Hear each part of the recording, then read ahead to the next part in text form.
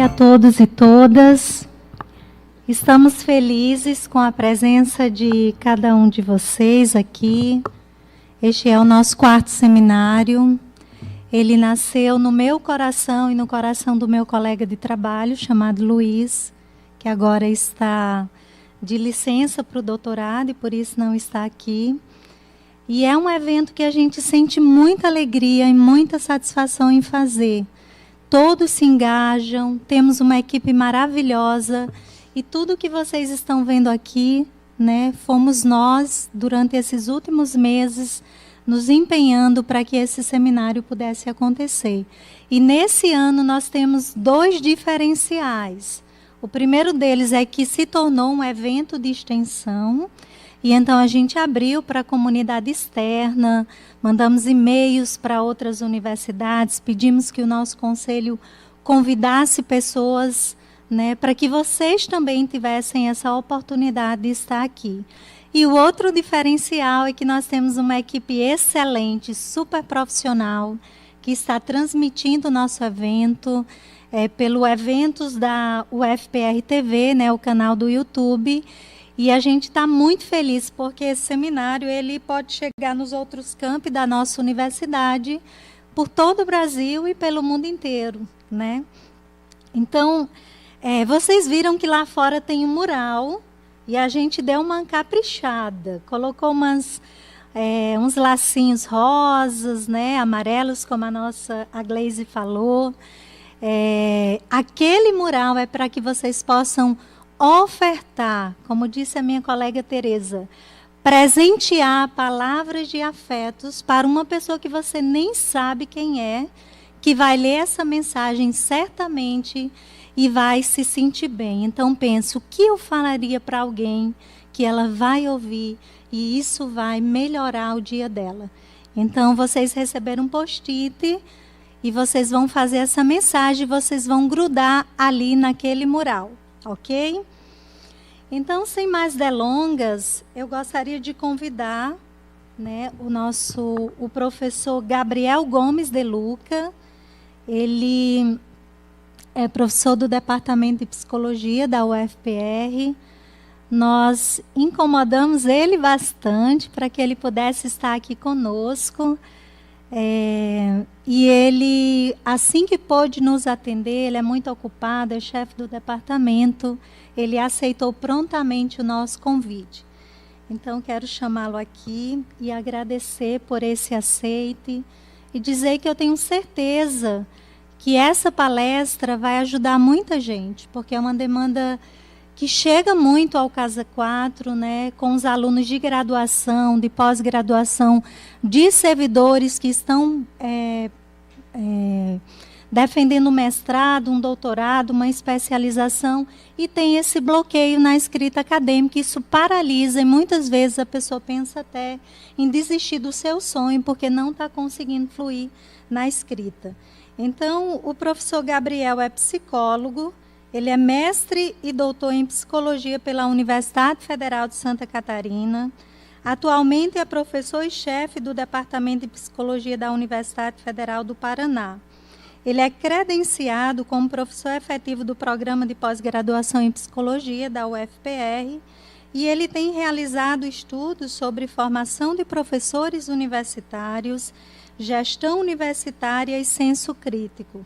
Ele é também coordenador do projeto de extensão, desenvolvimento de senso crítico e do projeto Avalie, Não Seja Fake. Então, professor, passo a palavra para você.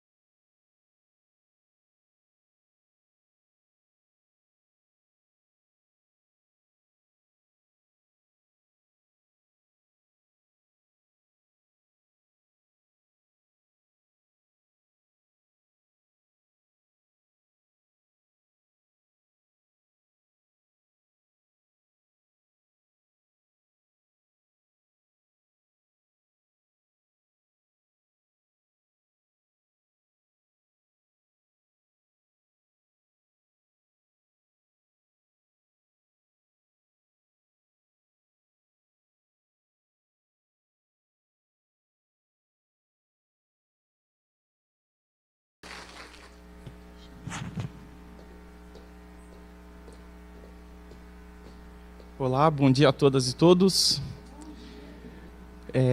Parabéns à Casa 4 pela organização desse seminário.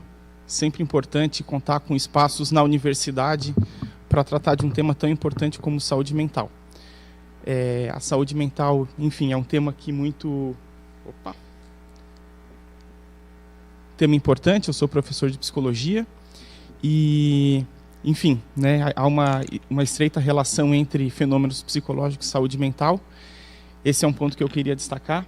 Eu acho que a universidade também, isso vai ficar talvez mais claro ao longo da minha apresentação, a universidade também é um ambiente que precisa muito refletir sobre si mesma, de forma a prevenir problemas de saúde mental e tornar o ambiente universitário mais acolhedor, mais humano e com desenvolvimento de comportamentos relevantes de uma forma bastante saudável. Tá? Então, parabenizo os organizadores e organizadoras pelo evento. Espero que tenhamos um bom debate ao longo desta manhã. Vou tratar sobre o bloqueio da escrita acadêmica e fazer referência a fatores psicológicos, sociais e comportamentais. O bloqueio da escrita acadêmica é um fenômeno recorrente, comum, muitíssimo pouco falado. Ele é falado nas entrelinhas, quando, por exemplo, um estudante de graduação ou de pós-graduação fala para um colega seu que está com certa dificuldade para escrever. Essa certa dificuldade, e esse é um ponto que eu já gostaria de destacar, é um aspecto que sempre acontece na escrita acadêmica. Escrever não é fácil. Esse é o primeiro ponto. Algumas pessoas têm mais facilidade, outras pessoas têm menos facilidade. Certo? Só que, no caso da escrita acadêmica, no bloqueio da escrita acadêmica, a dificuldade que algumas pessoas apresentam em relação à escrita chega a níveis muito intensos. Esses níveis intensos envolvem alto grau de ansiedade, em alguns casos depressão, problemas de ordem individual, mas também problemas que são de ordem social, como, por exemplo, um aumento muito grande, tá, da evasão escolar, do sistema de pós-graduação e mesmo da universidade. Então, esse é um problema recorrente, um problema comum, porém pouco falado, e eu acho que a organização ter trazido esse tema para cá, acho muito interessante, porque a universidade, de fato, precisa se olhar no espelho, avaliar quais são as condições que a universidade coloca para, de certa forma, ensinar os estudantes a escrever. Tá? Qual que é a perspectiva que eu vou trazer nessa apresentação? Vai ser uma apresentação relativamente curta, tá? Eu gostaria que a gente fizesse um bom debate após ela. E, ao longo dessa apresentação, eu gostaria de destacar o seguinte. Primeiro, o comportamento de escrever é um comportamento complexo. E é um comportamento básico para qualquer estudante, tanto de graduação, principalmente para pós-graduação. Mas, apesar de ser um comportamento básico, o que eu quero dizer com básico? Ele é um comportamento básico não no sentido de ser simples. O escrever é um comportamento complexo. Mas ele é um comportamento básico porque ele faz parte da vida cotidiana de qualquer curso de graduação, de estudantes, enfim, de qualquer nível. Tá? E apesar de ser um comportamento básico, talvez junto com a leitura, o escrever é um comportamento mais amplamente apresentado por estudantes de graduação e pós-graduação. O comportamento de escrever, assim como o comportamento de ler textos acadêmicos, escrever textos acadêmicos, não são comportamentos que são intencionalmente ensinados no contexto universitário. E disso decorre um dos grandes problemas que determinam o bloqueio da escrita acadêmica. Ou seja, ele é um comportamento complexo, exigido com alto rigor, mas em relação ao qual não há condições formais para seu ensino e para a sua aprendizagem. Pelo contrário, o que costuma acontecer em relação com o comportamento de escrever, que a gente está chamando de escrita acadêmica, é uma exigência para que ele ocorra espontaneamente. Tá? Para que ele ocorra quase como se fosse o texto que eu vou utilizar como base para essa apresentação, já faço referência a ele, fala num certo sentido de... É como se a gente precisasse esperar uma musa inspiradora para começar a escrever. Tá? Então, o escrever ele é constituído, enfim, por uma alta complexidade, alto rigor, mas também é constituído por certos princípios equivocados em relação à forma com que a gente olha para o escrever. Como se a gente simplesmente fosse sentar numa cadeira e escrever uma dissertação inteira, um capítulo inteiro, e como se a aprendizagem desse comportamento fosse simples. E não é. Tá? Eu vou citar alguns aspectos que determinam o porquê esse comportamento ele é tão dificilmente ensinado nas nossas universidades, o porquê que esse comportamento ele costuma ser acompanhado de certo grau de ansiedade, certos temores, certos receios, tá?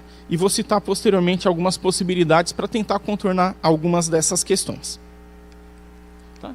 Então temos um objetivo que, de certa forma, é examinar processos psicológicos, sociais e comportamentais do bloqueio da escrita acadêmica. Tá? E também propor estratégias para a diminuição desse bloqueio. Tá?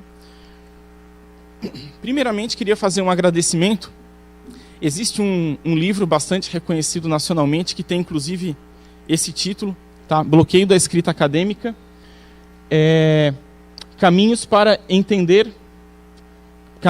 escrever com conforto e sentido, do professor Robson Nascimento da Cruz. Tá? O professor Robson, ele é um professor da Universidade da PUC de Minas Gerais, tá?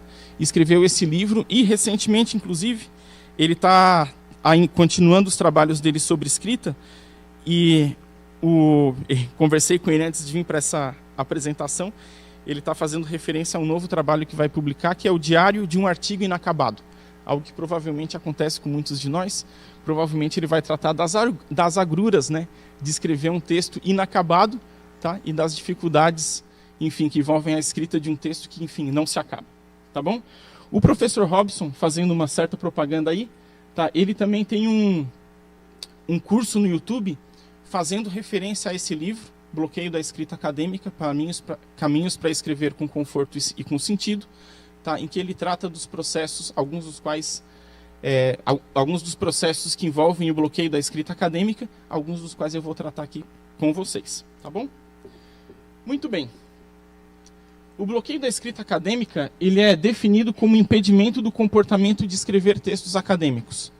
Aquele processo em que o estudante, também o professor, mas em geral o estudante que está no processo de aprendizagem da escrita, senta na frente do seu computador e tem muita dificuldade para escrever. E para iniciar a escrita. Tá? Existem outros processos que são intermediários em relação ao bloqueio da escrita acadêmica, que é também denominado como a procrastinação. A pessoa demora muito para começar a escrever, fica considera muito o prazo final na hora da escrita, tá?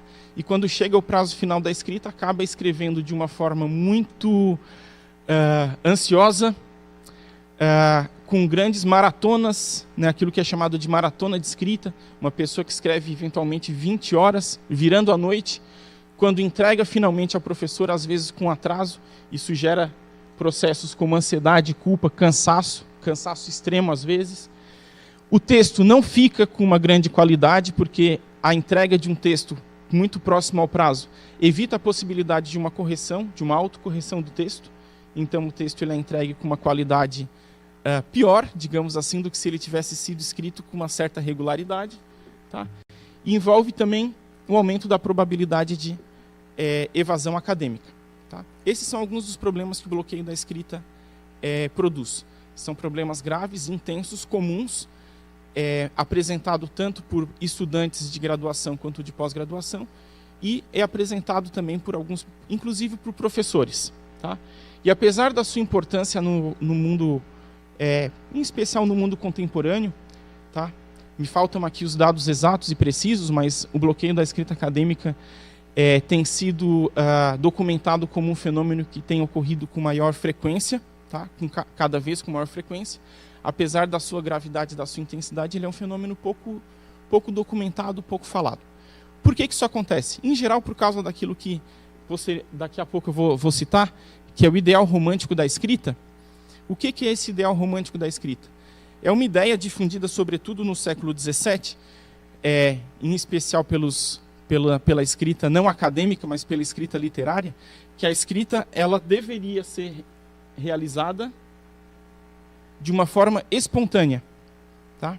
Algo como o sentimento de uma pessoa deveria ditar o momento em que ela fosse escrever. Tá? Esse processo, geralmente espontâneo do entendimento da escrita de uma forma geral, ele foi transpassado para a escrita acadêmica, que até hoje digamos, um certo preceito norteador da forma com que a escrita é entendida. Tá? Os estudantes de graduação e de pós-graduação, em geral, não se planejam para escrever, tá? Criam condições pouco propícias para a sua escrita, reservam tempos muito longos para escrever, digamos assim, hoje, eu que não escrevi ao longo das últimas 2 semanas, agora vou escrever nessa tarde que eu tenho as 5 páginas da introdução da minha dissertação. Como se escrever fosse um processo tão corriqueiro e espontâneo, como em geral ele é entendido. Tá bom? Vamos ver se dá certo a apresentação.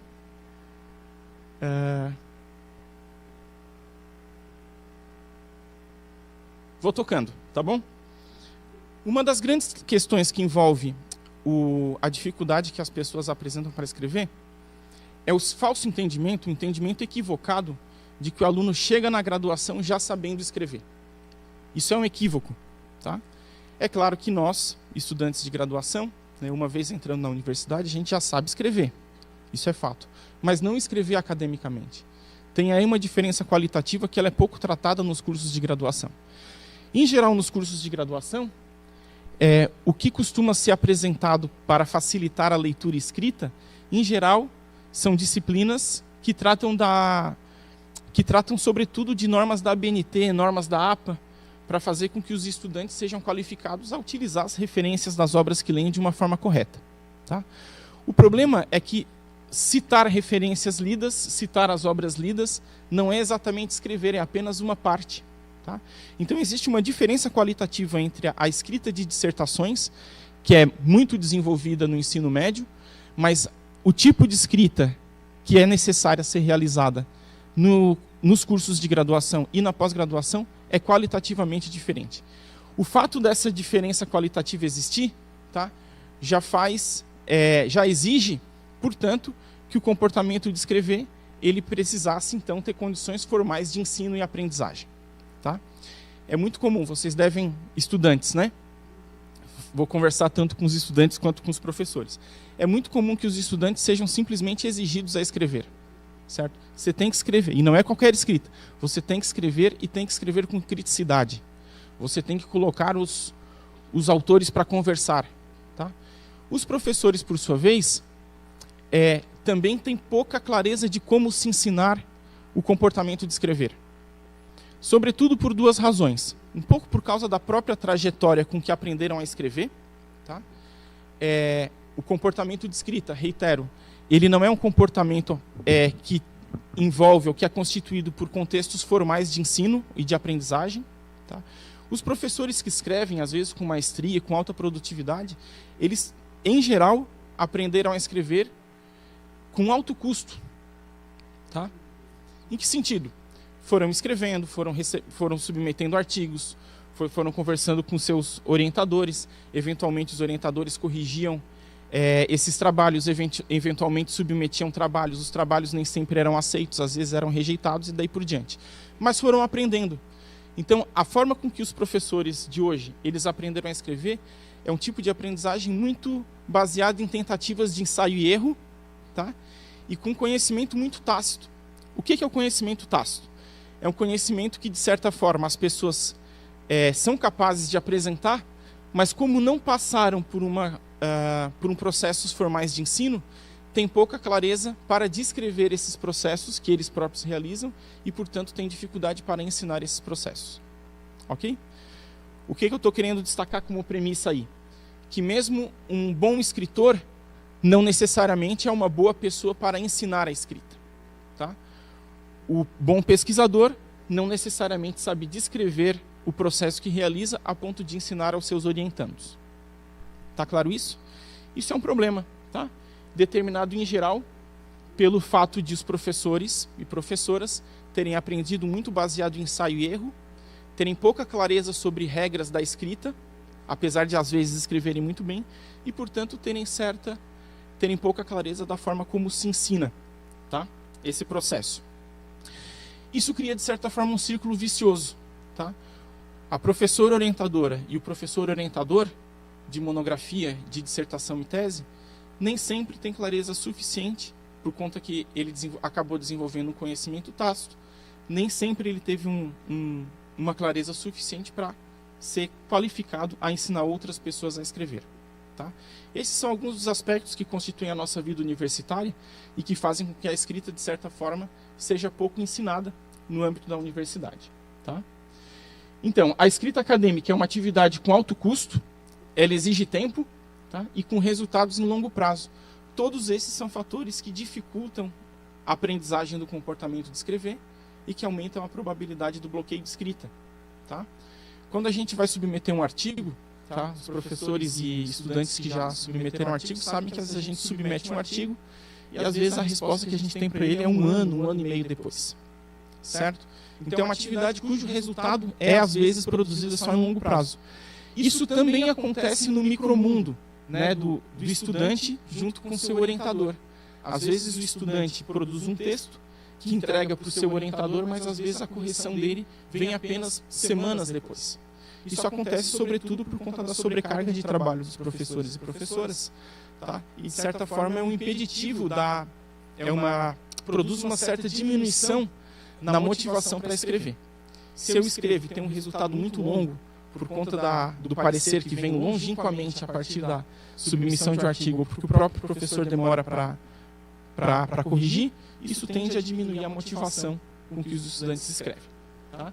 Mas há formas de contornar essas dificuldades, eu vou citá-las ao final da nossa apresentação. Ela envolve alto rigor gramatical, conceitual e metodológico, tá? E ela envolve, claro, uma condição de avaliação. Tá? Em muitos casos, quando nós professores, professoras, orientadores e orientadoras, a gente está, enfim, orientando um trabalho de dissertação ou tese, em alguns casos a gente consegue observar o que está determinando o bloqueio de escrita dos nossos estudantes. Alguns têm mais facilidade, outros não. Em muitos casos, o que acontece é que o próprio receio de uma avaliação, tá, acaba sendo determinante para esse bloqueio da escrita ou para a procrastinação. Tá bom? É claro, o que, em geral, tá, o tipo de avaliação que costumeiramente ocorre no ambiente acadêmico é também um aspecto de discussão. Tá? A tendência que acontece é os estudantes escrevem grandes quantidades de texto, submetem ele ao escrutínio do seu professor orientador, seu orientador, ou para a sua banca, e como o volume de trabalho foi tão grande, a quantidade de páginas foi tão grande, a quantidade de correções a ser feita e a quantidade de críticas é também muito grande. Certo? Então, o próprio estilo de escrita dos estudantes, que de certa forma é determinado pela forma com que as correções são feitas no ambiente acadêmico, faz também com que o bloqueio de escrita seja algo tão comum no nosso ambiente. Tá? Vamos lá? Então, a questão que se apresenta aqui para nós é como manejar o tempo e os resultados. Tá? Como lidar com o alto rigor? A pergunta que se faz é assim: o trabalho final pode ser uma monografia, pode ser uma dissertação, uma tese ou um artigo, invariavelmente ele precisa ter alto rigor científico, gramatical, conceitual, metodológico. Mas isso não significa que todas as etapas de produção precisam ter esse alto rigor. Ok? Inclusive, uma das formas que existe para contornar o bloqueio o bloqueio da escrita acadêmica é justamente o estudante colocar em avaliação dos seus colegas, do próprio professor, versões preliminares da sua escrita e versões menores daquilo que ele precisa produzir. Em vez de ele terminar um capítulo, por exemplo, e submeter isso à avaliação, talvez fosse o caso de ele delinear um capítulo de uma forma mais coloquial até, e colocar isso em discussão junto com seus colegas, junto com seu professor, porque aí a quantidade de correções que recebe, tá, e a intensidade de correções também geralmente é menor. Tá?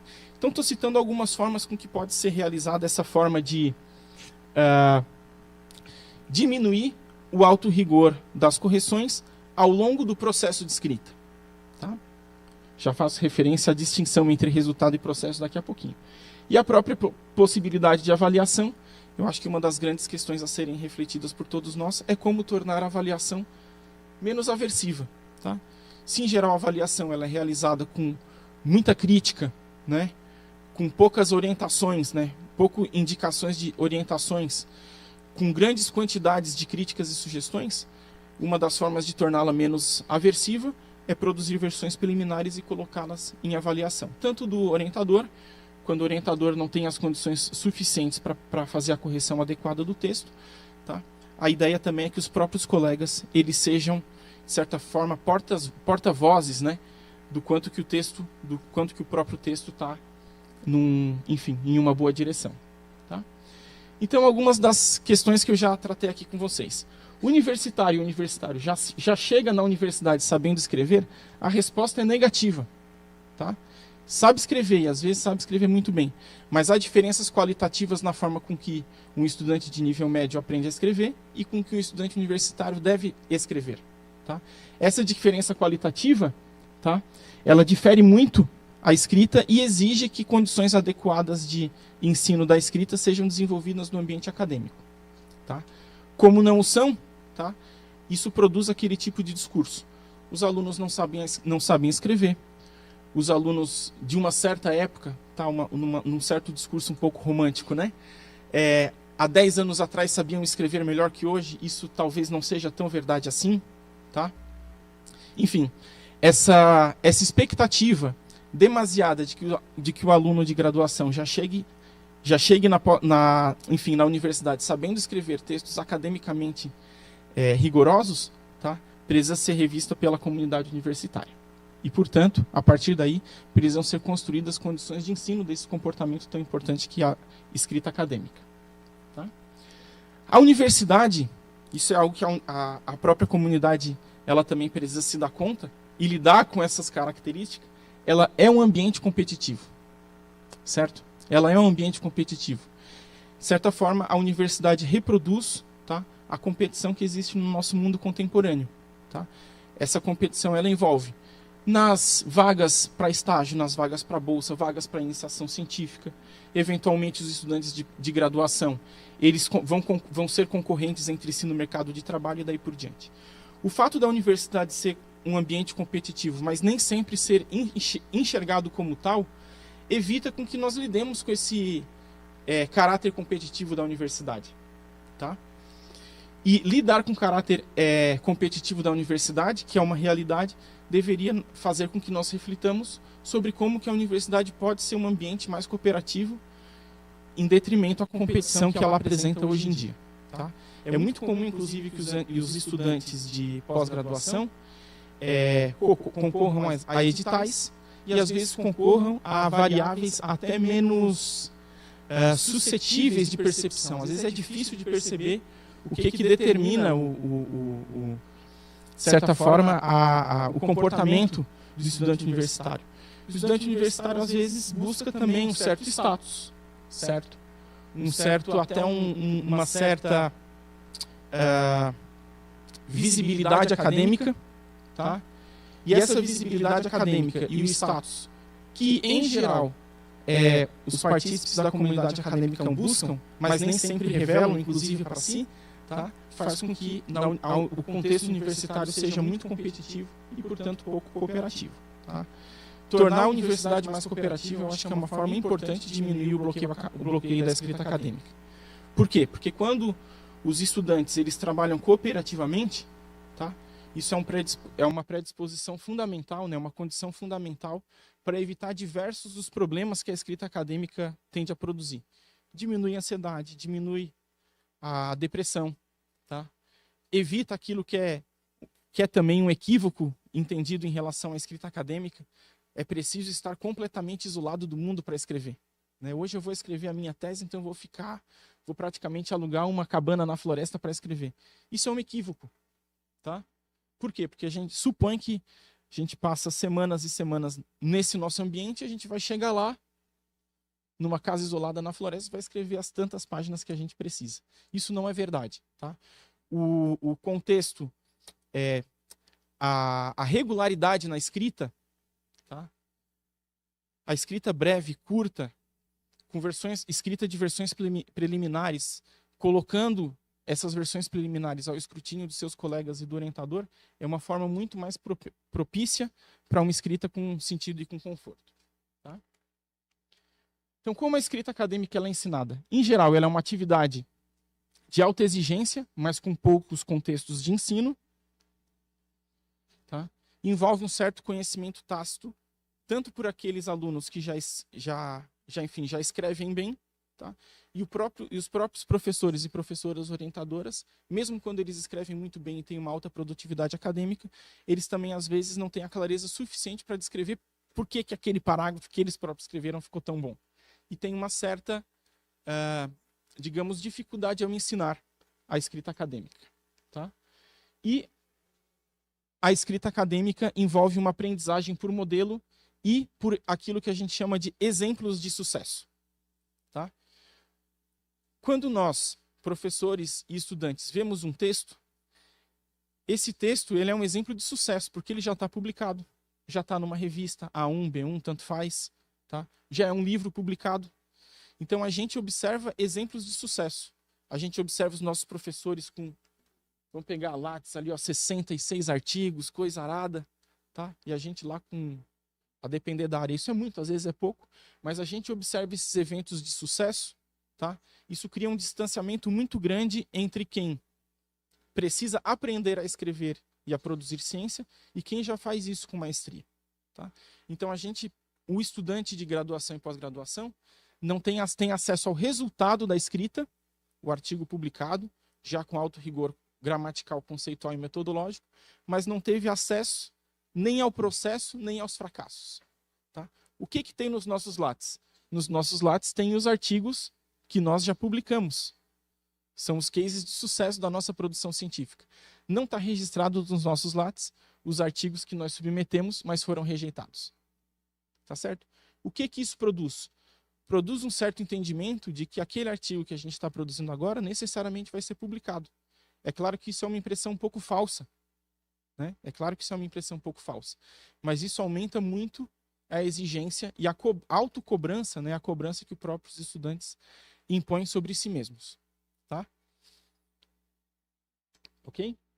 A escrita acadêmica também, ela envolve essa confusão e resultado no processo da escrita acadêmica. Reitero, quando o artigo ele já é publicado, ele passou por várias etapas de avaliação, versões preliminares que foram amplamente debatidas e tal, mas quando o estudante eventualmente vai escrever, ele já quer que aquela primeira versão do texto dele fique com uma qualidade tamanha igual a um artigo publicado, igual a um livro. Tá? Isso é uma premissa falsa, aumenta muito a ansiedade, tende a produzir bloqueio e procrastinação da escrita. Tá? Existe também uma confusão em resultado no processo, entre resultado e processo na escrita acadêmica entre estudantes universitários. Tá? Isso é derivado também da competitividade inerente ao ambiente, não sei se inerente, né, mas muito presente no ambiente universitário. Tá? Fazer uma pergunta para as estudantes e estudantes. De pós-graduação ou graduação, tanto faz. Quem de vocês já conversou sobre o método de escrita com que um colega, enfim, realiza a sua escrita? Algo como, nossa, você escreve, já fez você também? Poucas pessoas fazem isso. Por conta do ambiente competitivo da universidade, aquele aluno que escreve muito bem, ele não costuma ser questionado a respeito dos processos pelos quais ele escreve também. Certo? Fica algo como uma tendência meio até invejosa, desculpa a expressão, mas como, aquela pessoa escreve também e eu não.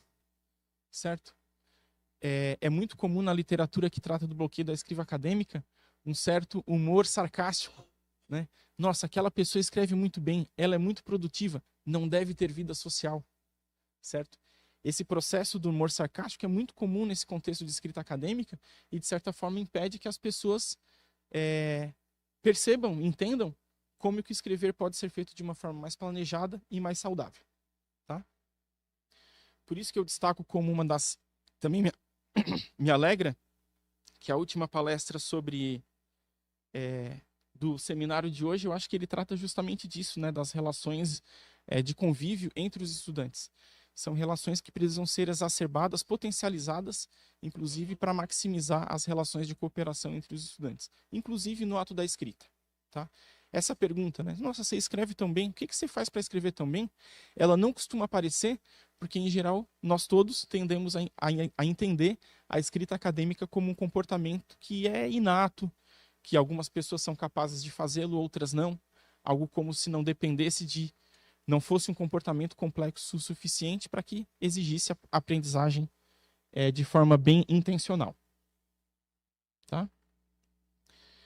O ideal romântico da escrita, ele faz referência a essa escrita espontânea, é outra premissa falsa que envolve o universo da escrita, tá? Que reflete uma escrita que deve refletir sentimentos e ideais de quem escreve. Tá? Esse ideal, muito comum, né, ele faz com que as pessoas planejem um pouco sua escrita e esperem estados adequados para que, bom, agora eu vou escrever e vou escrever não sei quantas páginas. Vou esperar eu não estar tão bem, tá? Para vou sentar aqui, aquele capítulo da minha dissertação em tese vai sair. Tá? Isso é um problema, precisa ser revisto. Tá? Desse ideal, deriva-se a premissa equivocada de que planejar, treinar e editar a escrita são atividades indesejáveis. E algumas possibilidades que existem em relação ao bloqueio da escrita acadêmica. Tá? Uma delas é a escrita livre. Tá? Uma escrita sem preocupação com a escrita de um texto em sua versão final. Tá? Algo como, vou sentar na frente da tela do computador e vou escrever aquilo que me vier. Tá? Por que isso é uma prática tão recomendada? Porque uma das razões do bloqueio da escrita acadêmica, tá, é a antecipação da avaliação que o texto em sua versão final vai receber. Ok? Então a escrita livre, ela de certa forma é a suspensão nessa expectativa. Tá? É claro que a dissertação, a tese, o artigo vai ser submetido à avaliação e vai receber críticas, tudo mais. Ok. Tá? Mas isso não precisa acontecer nos estágios iniciais de escrita. Tá? Então essa escrita livre, ela é uma das possibilidades e um dos exercícios mais importantes para fazer com que uma pessoa escreva. Certo? É uma escrita, reitero, não de um artigo, de uma tese, de uma dissertação, monografia na sua versão final, mas pelo contrário, na sua versão preliminar, inclusive de forma bastante coloquial. Outras possibilidades é a escrita constante, uma escrita com períodos curtos e breves. Tá? Há uma tendência muito disseminada de que para a gente escrever, a gente precisa de amplos períodos de tempo. Tá? É quase como se a gente esperasse uma condição ideal para a escrita. Mas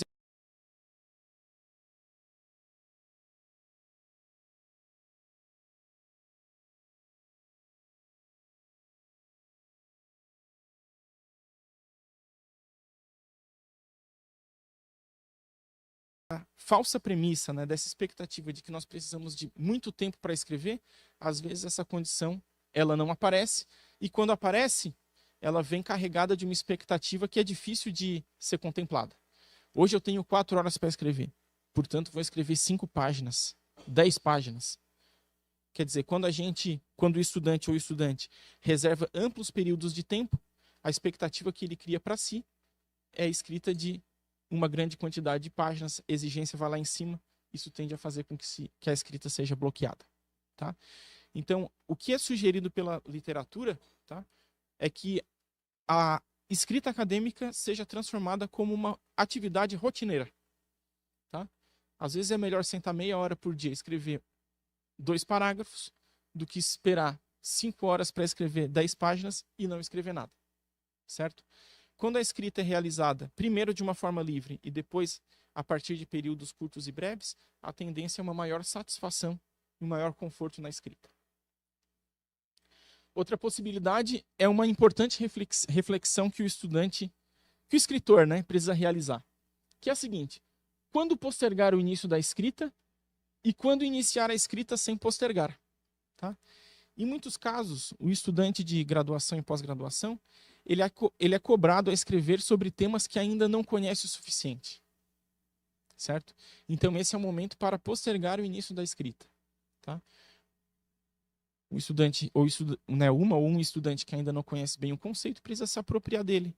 Ler mais 2 ou 3 artigos para depois dessa escrita, uma escrita que precisa ser feita inclusive de uma forma que produza registros dessa escrita. Tá? A partir disso ele lê, se apropria e aí começa a escrever. Só que isso não pode ser feito ad infinitum, né? Não existe a possibilidade. É muito pouco profícuo a ideia de que um estudante, quando vai construir uma dissertação, uma tese, precisa ler toda a obra de um autor, todo o conhecimento existente para começar a escrever.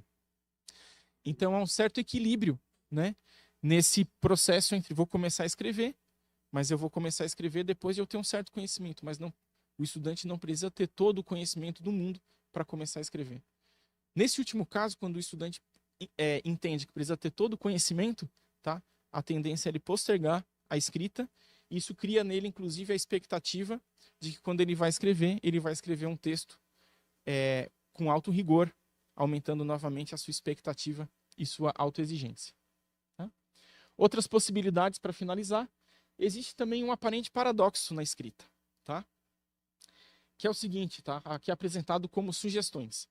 A ideia da escrita, para uma escrita com mais conforto, é parar de escrever antes de terminar, certo? Reitero, a tendência do aluno, como ele acaba deixando, quando ele bloqueia e posterga a escrita, né?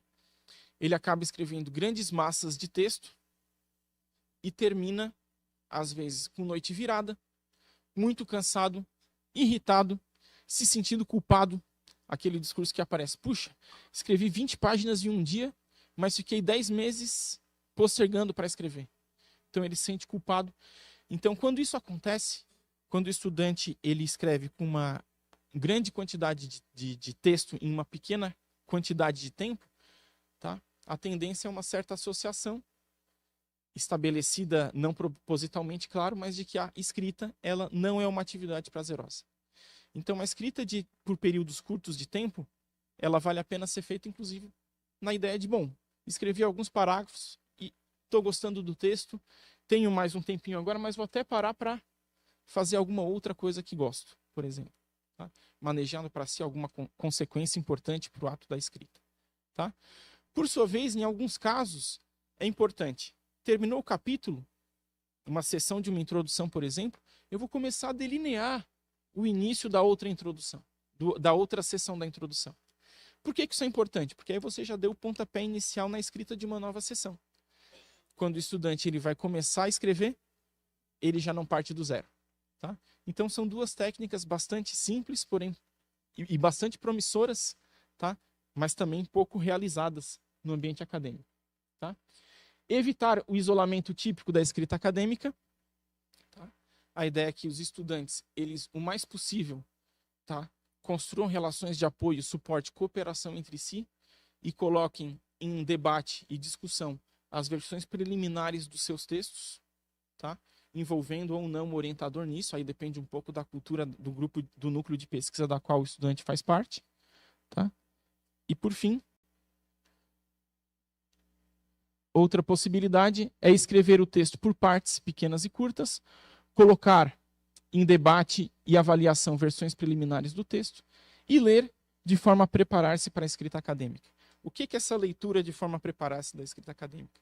É a evitação da leitura de uma ampla quantidade de textos sem os devidos registros, tá? Aquele processo bastante típico da nossa vida como orientador, né, de mestrado ou doutorado, que eventualmente um estudante leu 5 livros, 30 artigos, sem o devido registro, e quando ele vai escrever, ele inclusive não sabe mais de onde vai tirar aquela informação que ele tem certeza que leu. Tá? Então a leitura acadêmica ela deve ser sempre realizada, tá? De forma a produzir registros que vão facilitar, né? Uma vez sequenciados, vão facilitar a escrita acadêmica. Tá? Em síntese, a escrita acadêmica ela é um processo complexo, tá? Que envolve alto custo, com resultados a longo prazo, mas existe possibilidades de manejar o tempo e os resultados. Tá? Manejar o tempo, escrevendo de forma constante, com curtos períodos de tempo. Manejar o resultado, colocando em avaliação e debate versões preliminares do texto. Assim que o estudante ele escreve uma parte do texto, é importante que ele, inclusive, maneje algum tipo de consequência para si. Tá? Agora eu vou descansar, agora eu vou fazer uma atividade que me dá prazer. Tá? Evitar aquela tendência de escrever até se estafar.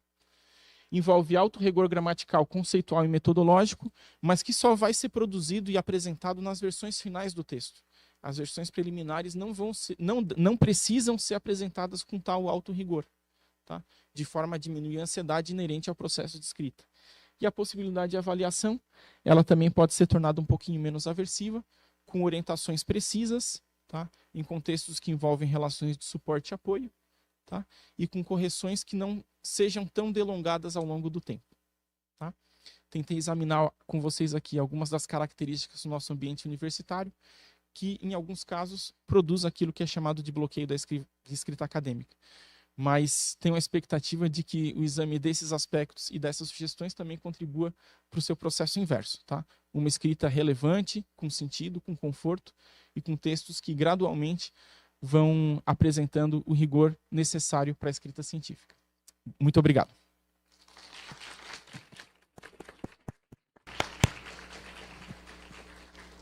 Muito obrigada, professor, por essa palestra, que vem desmistificar essa ideia que a gente já nasce sabendo escrever. Que é um dom que a gente tem, que alguns têm, que foram privilegiados e que, por exemplo, eu não tenho, né? A escrita acadêmica é uma habilidade que precisa ser exercitada, né? Ela precisa ser desenvolvida. E quanto mais a gente escreve, mais a gente aprende, mais a gente escreve melhor.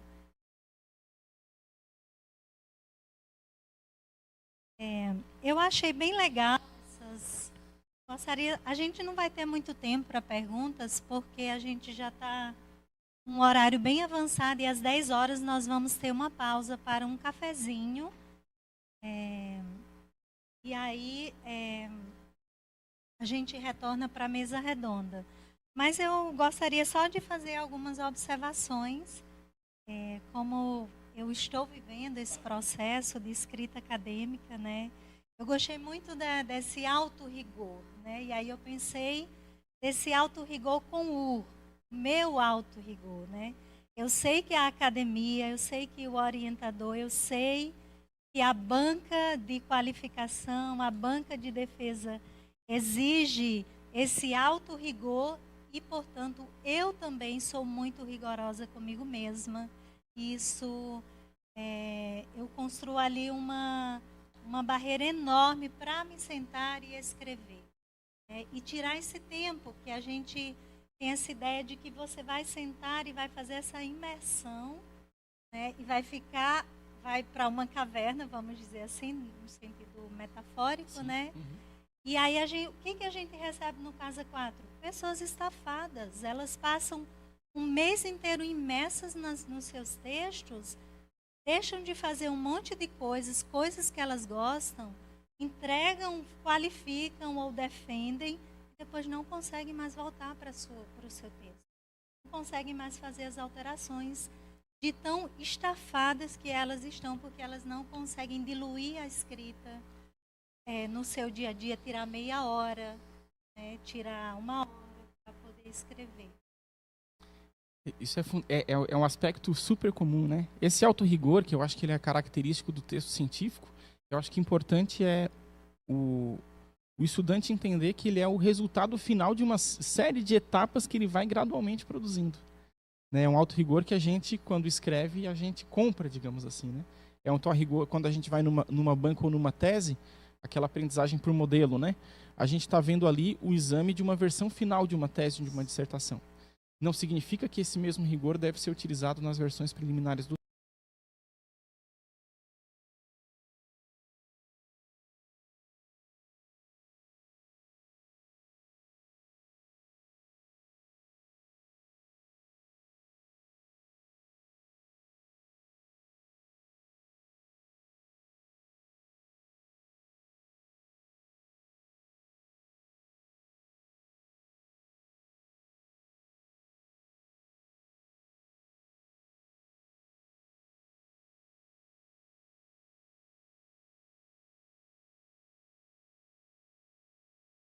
Escrita livre, né? De você sentar e ir escrevendo ali o que lhe vem à cabeça, porque é o seu trabalho, é a sua autoria, né? É algo que você está construindo. Então, tanto na graduação, né, no TCC, nas monografias, como no mestrado, no doutorado, na especialização. Então, escrever ali o que vem à cabeça, ser menos rigoroso consigo mesmo, e depois ir melhorando esse texto, né, conforme o processo vai avançando. Eu gostaria de abrir para uma única pergunta, para que a gente possa fazer a pausa para o café, porque a gente precisa retornar às 10h15 para a mesa redonda. Tem Tem alguém que gostaria de fazer?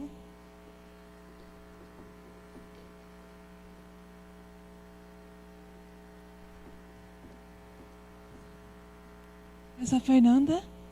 Não sei se estou roubando o lugar de alguém aqui. Bom dia, mas, Fernanda.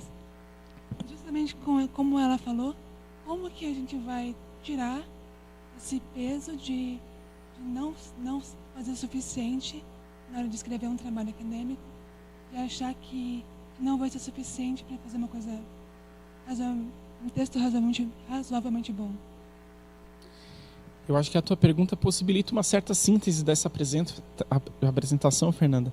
Você é estudante de qual curso ou qual programa de pós-graduação? De Química? Prazer, viu?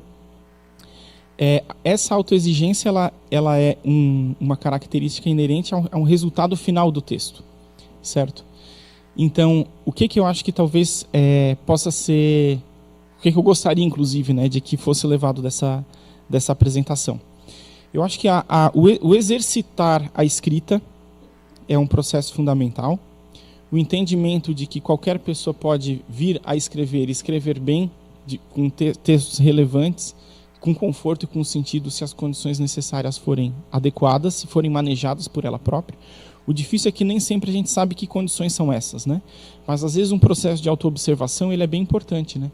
Como é que você consegue manejar a sua rotina? Como é que você organiza o seu próprio ambiente? Algumas técnicas são bastante simples, né? Quando você vai escrever, tá? Você terminou uma atividade, você daqui a pouco vai começar a escrever.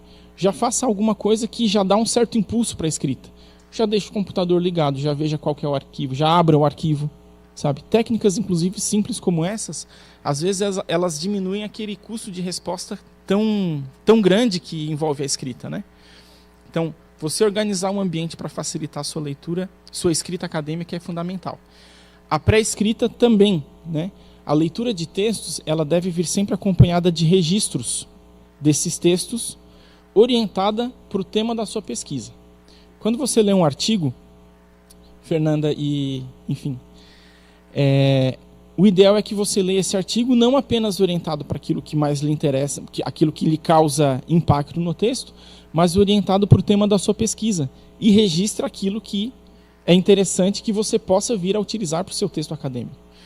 Então, toda pesquisa acadêmica ela envolve aquilo que a gente chama de um problema de pesquisa, né? A gente fala de tema como algo muito abrangente, problema de pesquisa algo mais específico.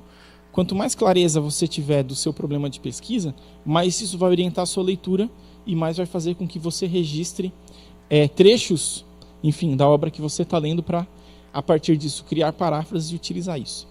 Então, acho que preparar o ambiente são boas dicas. Fazer uma leitura bem orientada, né, de forma a registrar as informações que você vai poder utilizar e manejar o grau de exigência que você tem, o rigor com que você está escrevendo, em função da parte do texto e da etapa da escrita, né? Começa livremente, só para você se sentir bem e para ter para que na próxima vez que você abra o arquivo ele não esteja todo em branco, né? Então escreva livremente, escreva aquilo que lhe vier na cabeça, sem preocupação com pontuação, escreva, certo? Só não confunda essa escrita livre com a escrita da versão final da sua monografia, dissertação ou tese, tá? Que eu acho que aí o manejo dessa exigência ela é fundamental para diminuir a ansiedade e a escrita vir com maior fluidez. Obrigado, Fernanda.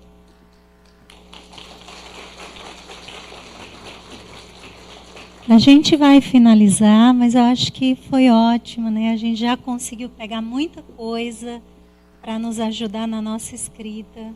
Gostaria só de enfatizar algo que o professor Gabriel falou, que foi o paradoxo da escrita, né? De você estar ali, a gente começa a escrever, a coisa começa a fluir, a gente se anima e quer dobrar a noite, quer passar a semana inteira e quer passar o final de semana.